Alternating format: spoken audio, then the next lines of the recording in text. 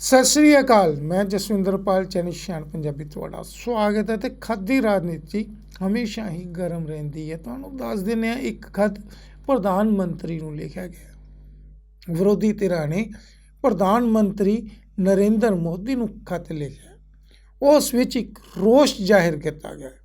ਰੋਸ਼ ਵੀ ਜ਼ਾਹਿਰ ਕਰਦੇ ਹੋਏ ਇਸ ਜਿਹੜੇ ਲੈਟਰ ਦੀ ਸ਼ਬਦਾਵਲੀ ਹੈ ਦੁਆਰਾ ਕਰਾਂਗੇ।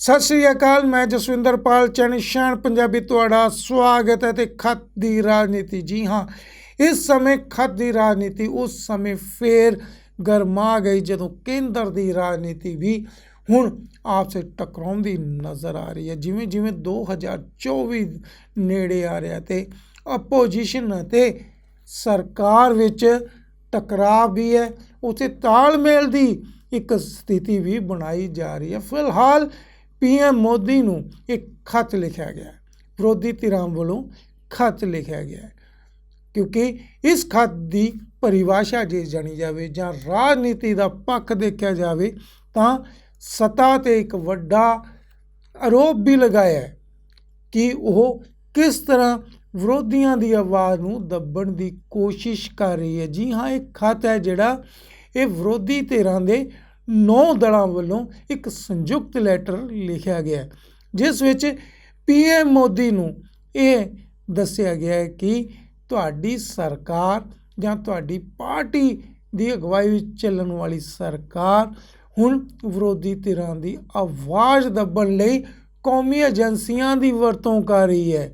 CBI ਆਬਕਾਰੀ ਵਿਭਾਗ ਵੱਲੋਂ ਜਿਹੜੀ ਛਾਪੇਮਾਰੀ ਕੀਤੀ ਜਾ ਰਹੀ ਹੈ ਜਾਂ ਹੋਰ ਸੁਰੱਖਿਆ ਏਜੰਸੀਆਂ ਵੱਲੋਂ ਵਿਰੋਧੀ ਧਿਰਾਂ 'ਤੇ ਜਿਹੜਾ ਛਾਪੇਮਾਰੀ ਕੀਤੀ ਜਾ ਰਹੀ ਹੈ, ਉਹਨਾਂ ਨੂੰ ਤੰਗ ਕੀਤਾ ਜਾ ਰਿਹਾ, ਕਿਉਂਕਿ ਉਹ ਸਰਕਾਰ ਵਿਰੁੱਧ ਆਵਾਜ਼ ਚੁੱਕ ਰਹੇ ਨੇ। ਇਸ ਲਈ ਉਹਨਾਂ ਨੂੰ ਤੰਗ ਕਰਨ ਦਾ ਇਹ ਆਰੋਪ ਵਿਰੋਧੀ ਧਿਰਾਂ ਵੱਲੋਂ PM ਮੋਦੀ 'ਤੇ ਲਗਾਇਆ ਗਿਆ। ਤੁਹਾਨੂੰ ਦੱਸ ਦਿੰਦੇ ਹਾਂ, ਇਸ ਵਿੱਚ ਜਿਹੜੇ ਵਿਰੋਧੀ ਧਿਰ ਨੇ ਅਰਵਿੰਦ ਕੇਜਰੀਵਾਲ ਆਮ ਆਦਮੀ ਪਾਰਟੀ ਦੇ ਅਤੇ ਪੰਜਾਬ ਦੇ ਮੁੱਖ ਮੰਤਰੀ ਭਗਵੰਤ ਸਿੰਘ ਮਾਨ ਵੀ ਇਸ ਵਿੱਚ ਸ਼ਾਮਲ ਹੈ।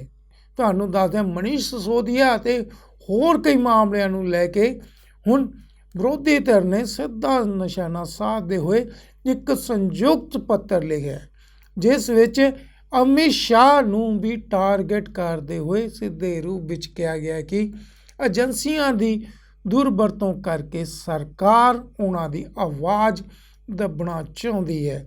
ਇਹ ਜਿਹੜਾ ਖੱਤ ਹੈ, ਇਹਦੀ ਪਰਿਭਾਸ਼ਾ ਅਤੇ ਸਿਆਸਤ ਆਪਸ ਵਿੱਚ ਦੋਹਾਂ ਦਾ ਵਧੀਆ ਤਾਲਮੇਲ ਇੰਨਾ ਹੈ ਕਿ ਕੇਂਦਰ ਸਰਕਾਰ ਇਸ ਸਮੇਂ ਖੁਦ ਅਟਕਲਾਂ ਦੇ ਬਾਜ਼ਾਰ 'ਚ ਨਹੀਂ, ਆਰੋਪਾਂ ਦੇ ਕਟਹਿਰੇ ਵਿੱਚ ਖੜੀ ਨਜ਼ਰ ਆ ਰਹੀ ਹੈ। ਤੁਹਾਨੂੰ ਦੱਸ ਦਿੰਦੇ ਹਾਂ ਕਿ ਫਿਲਹਾਲ ਜਿਹੜੀ ਇਹ ਜਾਣਕਾਰੀ ਮਿਲੀ ਹੈ ਕਿ 9 ਵਿਰੋਧੀ ਦਲਾਂ ਦਾ ਖੱਤ ਹੈ, ਉਸ ਵਿੱਚ ਜਿਹੜੇ ਸਵਾਲ ਚੁੱਕੇ ਗਏ ਨੇ ਉਸ ਪ੍ਰਤੀ ਮੋਦੀ ਸਰਕਾਰ ਦਾ ਜਵਾਬ ਕੀ ਆਉਂਦਾ ਹੈ, ਇਹ ਤਾਂ ਭਵਿੱਖ ਹੀ ਦੱਸੇਗਾ।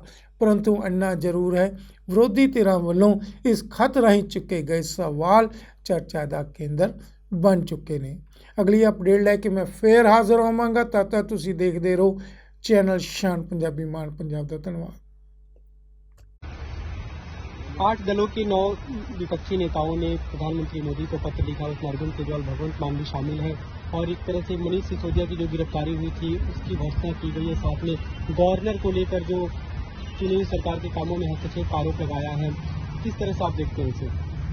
देखिए, देश के 9 बड़े विपक्षी नेताओं ने, जिसमें 4 सिटिंग चीफ मिनिस्टर्स हैं, 4 फॉर्मर चीफ मिनिस्टर्स हैं और एक सिटिंग डेप्यूटी चीफ मिनिस्टर हैं, इन 9 बड़ी हस्तियों ने आज माननीय प्रधानमंत्री जी को एक खुला पत्र लिखा है और उस पत्र में ये बात पूरी मजबूती से माननीय प्रधानमंत्री जी के सामने रखी है कि हमारा देश आज भी एक लोकतंत्र है, लेकिन इस लोकतंत्र की जो बुनियाद है उसे लगातार हिलाए जाने की कोशिशें की जा रही हैं। कैसे आज अपने सियासी प्रतिद्वंद्वी पर CBI ED का प्रहार करके, तमाम एजेंसियों का प्रहार करके उन्हें पकड़ पकड़ के जेल में डाला जा रहा है। और ये किसी एक पार्टी तक सीमित नहीं है, तमाम पार्टियों के जो भी विपक्षी दल मजबूत होता नजर आता है, ED CBI उसके घर पहुंच जाती है, उसे दबोच कर जेल में डाल देती है। और फिर महीनों सालों उसकी बेल नहीं होती।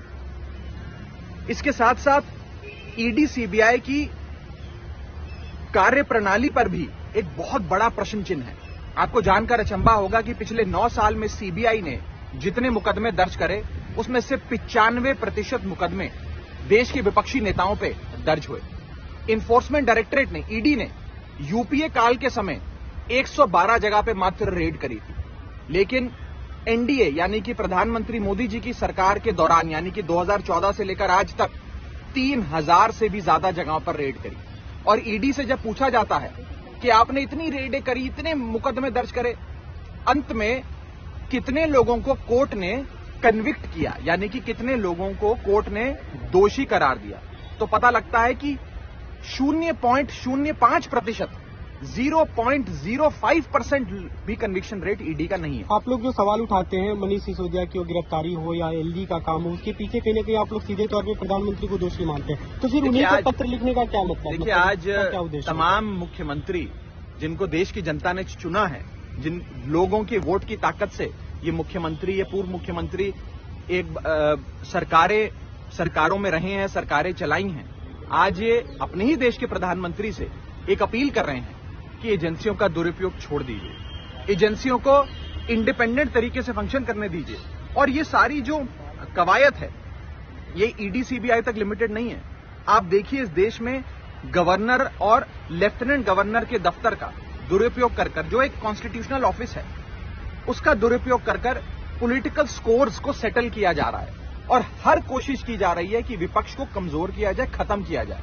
आप विपक्ष लड़िए, आप सत्ता में हैं, लड़िए, लेकिन चुनाव के रण के मैदान में लड़िए।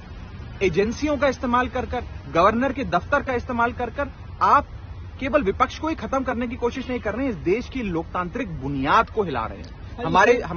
हमारे basic structure of the constitution में भी लोकतंत्र की बात होती है। अगर उस लोकतंत्र की नींव ही हिल जाएगी तो इस देश में लोकतंत्र सिर्फ नाम का रह जाएगा। और इसी के साथ साथ मैं आपको एक महत्वपूर्ण बात बता दूं कि आज इन तमाम पार्टियों की 9 की 9 जो बड़े विपक्षी नेता हैं, इन सबकी विचारधारा अलग हो सकती है, ये अलग अलग रीजनल पार्टीज को रिप्रेजेंट करते हैं, लेकिन इन सब रीजनल पार्टीज, इन सब आइडियोलॉजीज को बनाकर हमारा प्यारा भारत देश बनता है। आज उस भारत देश के तमाम निर्वाचित नेताओं ने माननीय प्रधानमंत्री जी को चिट्ठी लिखकर गुहार लगाई है कि हो सकता है कि हमारी विचारधारा आपकी पार्टी की विचारधारा से मेल ना खाती हो सकता है हमारे विचार आपके विचारों से मेल ना खाते हों, लेकिन आप कृपया कर इस लोकतंत्र की जो बुनियाद है उसे ना हिलने दें और ईडी सीबीआई का दुरुपयोग जो आज केंद्र में बैठी सरकार कर रही है उसे बंद किया जाए। सारे नेता मनीष सिसोदिया जी के अरेस्ट को लेकर बहुत चिंतित थे। मनीष सिसोदिया जी उस शख्स का नाम है जिसने 18 लाख बच्चों की जिंदगी, उनका भविष्य बदल दिया, सुनहरा कर दिया। आज सिर्फ आम आदमी पार्टी के लोगों में रोष नहीं है, सिर्फ दिल्ली के लोगों में रोष नहीं है, मनीष सिसोदिया जी के अरेस्ट से देश भर की आवाम में रोष है, तमाम नेताओं के मन में रोष है और इसीलिए आज सबने एक साथ आकर ये पत्र माननीय प्रधानमंत्री जी को आपके हिसाब से चिंतित विपक्ष में लेकिन कांग्रेस तो कहीं नहीं है, न लेफ्ट पार्टी है जो देश की दो बड़े विपक्षी दल हैं। नहीं, उनका भी साथ हमें प्राप्त है। ये मात्र एक चिट्ठी के माध्यम से हमने माननीय प्रधानमंत्री जी को ये सारी बातें उनके संज्ञान में लाने का प्रयास किया है। तमाम पार्टियां, सारी विपक्षी दल, कांग्रेस का समर्थन है, आपको किसी से बात नहीं, सब साथ है, तमाम फोरम्स पे सब साथ होते हैं। मैं किसी एक विपक्षी दल पे व्यक्तिगत तौर पे कोई कमेंट नहीं करना चाहूंगा। मुझे लगता है कि जहां तक लोकतंत्र को बचाने की बात है, तमाम विपक्षी दल साथ में है। बीजेपी को छोड़कर मैं आपको ये बताना चाहता हूं कि एनडीए के घटक दल भी आज हमें फोन कर समर्थन दे रहे हैं। कितने एनडीए के घटक दल है जिनके फोन हमें आए और उन्होंने कहा कि मनीष सिसोदिया जी के साथ जो हो रहा है बहुत बुरा हो रहा है, आप लोगों के साथ जो हो रहा है वो गलत हो रहा है। और इसीलिए मैं कह रहा हूं, ये आप इसे सिर्फ विपक्ष बनाम सत्ताधारी पार्टी के चश्मे से ना देखिए, इसमें सब साथ हैं। एनडीए के घटक दल या नेता कोई अब ये सार्वजनिक तौर पर बताना उचित नहीं है कि एनडीए के कौन से घटक दल के नेताओं ने, बड़े नेताओं ने हमें फोन कर अपनी चिंता जताई। अगर मैं नाम ले दूंगा तो हो सकता है शाम तक उनके घर पे भी ईडी सीबीआई पहुंच जाए। कल मनीष सिसोदिया की